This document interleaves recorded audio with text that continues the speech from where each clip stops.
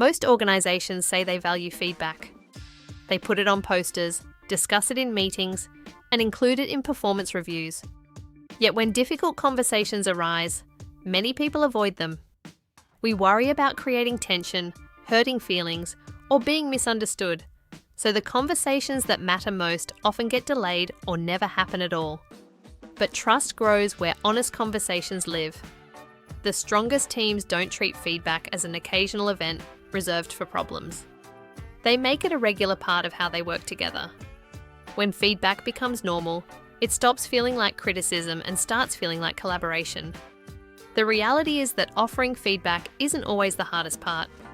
Asking for it often takes even more courage. Most of us enjoy hearing that we're doing well.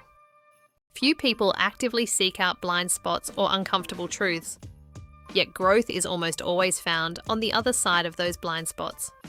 The people who develop the fastest are usually the ones willing to invite honest feedback. They understand that being right is far less important than getting it right. That mindset creates humility, curiosity, and continuous learning. Honest feedback, when delivered with genuine care, is an investment in another person. It's not about tearing someone down. It's about helping them become better. The same principle applies in business. Sometimes the most valuable thing we can offer isn't agreement, it's honesty. The willingness to ask hard questions, challenge assumptions, and respectfully say, "I think we may be looking at this differently." Trust isn't built when everyone agrees. Trust is built when people can speak honestly, challenge ideas respectfully, and stay united around a common goal. In a world that often avoids difficult conversations, that's a culture worth protecting.